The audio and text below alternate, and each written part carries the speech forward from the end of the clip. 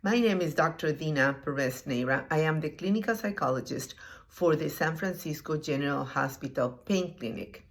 Today, we would want to speak about reframing or cognitive restructuring in the context of chronic pain management. Your pain is very real, very real. It's not just in your head, as some people might think. No. But it is in your brain. And the way that you think about your pain is going to either help you or not help you in managing the pain. We may not take the pain completely away, but we learn the skills that help us to manage it and to decrease the negative impact that pain has in our lives. So today we want to talk about how to change our thinking for a helpful approach. To begin with, the way that we think, the way that we see life comes from a long, long time ago. And this is basically when we were children, when we learned whether life is this way or this other way. And that is based on our experiences as a kid. If we grew up in a home where our parents were always busy, and they didn't quite pay attention to our needs, our idea is that the world is not paying attention to us and that we have no one to back us up, that we are on our own. And another example might be somebody who had a very loving home, but say they had difficulties at school learning.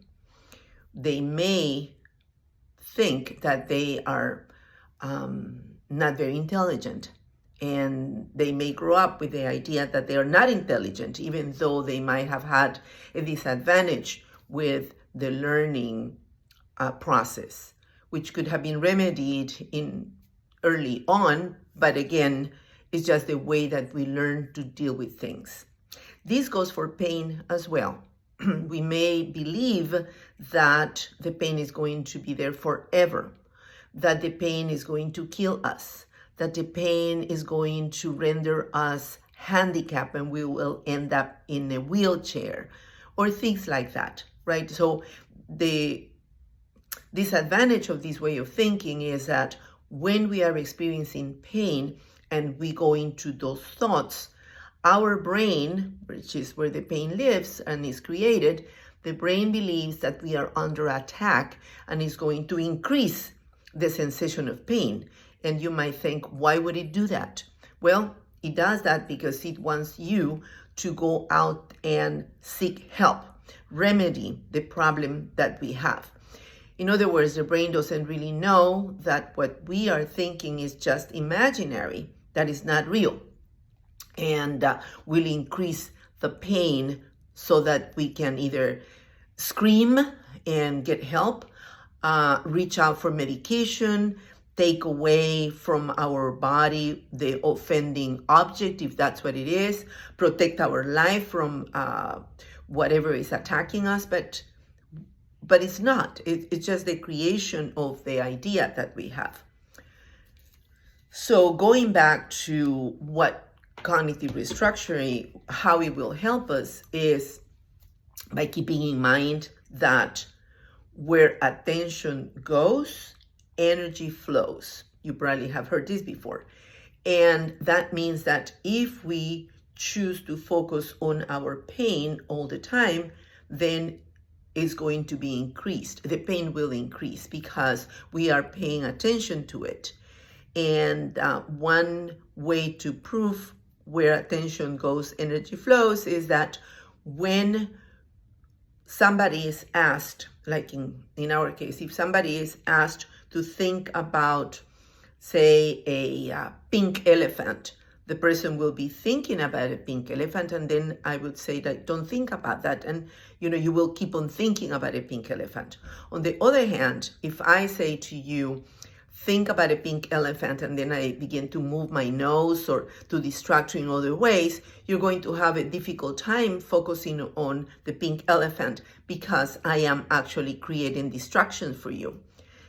that is a way of realizing that if I were not distracting you, you would be thinking about what I just asked you to focus on. Pain is about the same. So we are going to be thinking then about other ways of reframing the way that we think about pain and focusing our attention on other things. Another way of thinking about how the pain is affected by the thought is, in Buddhism, there is a tradition or a saying that goes that suffering is caused by the second arrow. And what that means is that the first arrow, if you will, is the injury, is the event. That's the first arrow. And the second arrow is the way that we think about the first one. So suffering will be caused by the two of them. The first one, which is the original, very valid pain, and the second, the way that I increase that pain by using my thoughts. We want to keep in mind then that if one example, just to be clear, one example would be like if I hit my elbow by accident somewhere, it's going to hurt. That is true, and I will probably go like, ouch. And then what if I think, oh, I am such a fool, why didn't see that?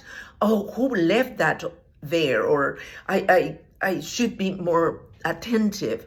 I am going to probably focus more on the pain and increase the pain.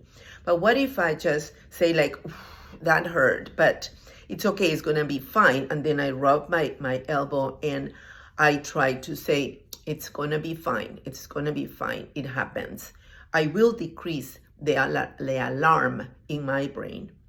So when we are experiencing pain, we don't want to catastrophize. We don't want to alarm our brain by saying, oh, this is going to kill me, this will never end, this is horrible, because that would be the second arrow that I am describing in, like I said, in the Buddhist tradition. But practically speaking, it will help us to have a different way of looking at the situation.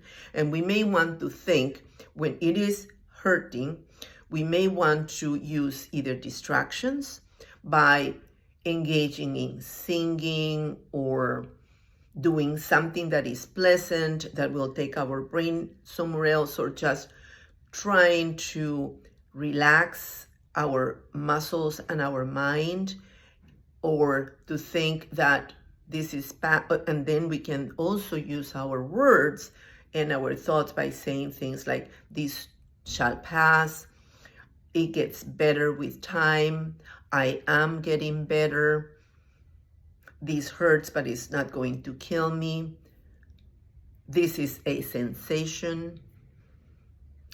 When we feel pain, we need to be aware that the body is experiencing a sensation. How we describe that sensation is going to either increase or decrease the intensity of the suffering. And I'll say it again. Pain is a sensation. It's a sensation like any other, like temperature or pressure or tickle or anything that is perceived by our nervous system. Now, our amygdala in the limbic system is going to qualify this sensation into whether this is good sensation or bad sensation. If we believe that it is a bad sensation, then it's going to hurt more and it's going to last longer. If we, on the other hand, believe that it's not a bad, it's just a sensation, we neutralize the negative value of it, then it will be lessened and it will last less time. So again, our choice is, how are we going to think about our pain? Are we going to catastrophize, which is going to increase the pain, or are we going to try to reframe it in a way that is going to help us? I hope that this helps, and I will try to do another video with a little bit more information so this video is not too long, but keep in mind that we do have a choice of thought. We and nobody else can choose for us the way to think. We can think in ways that will make us suffer, or we can think of ways that can give us hope and less physical and emotional pain. And just one last little note, research shows that the same areas of the brain light up when we have physical or emotional pain. So we have a lot of power in our brain, and let's put it to work.